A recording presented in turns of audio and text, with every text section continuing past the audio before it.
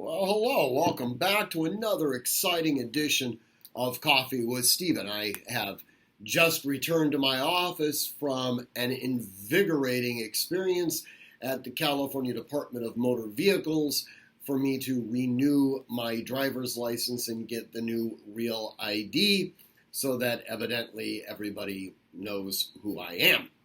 I won't go into the issues associated with that.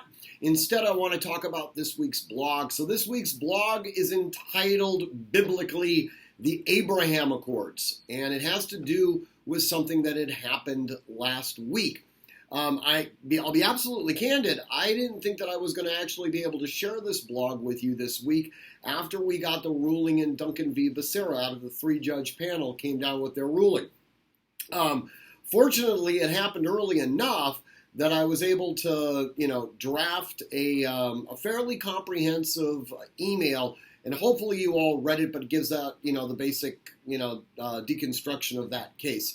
If you have any questions on that, I have office hours. Typically, it's a Zoom session at 4 o'clock on Tuesdays, and this last Tuesday we were discussing it. We'll be discussing it again probably in the future.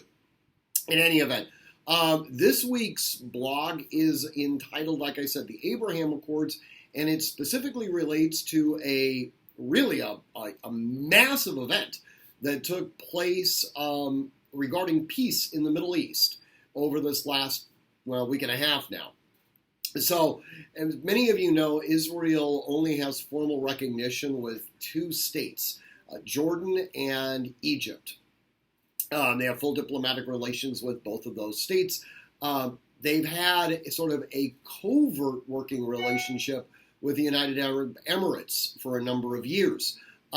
This has now been formalized. And this specific formalization, which now brings the number of states that are adherent to, changing, embassies as well as economic relations with Israel to 3.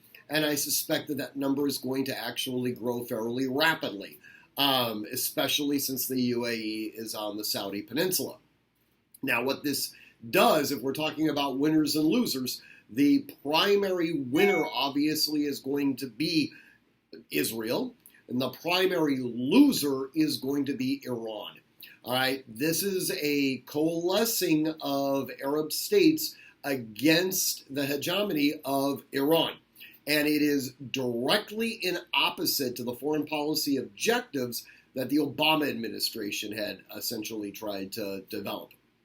And I will be the first to tell you, I thought it was incredibly misguided of the Obama administration to try to court Iran at the direct expense of Israel. In any event, read the blog. It's it's absolutely, bellwether event.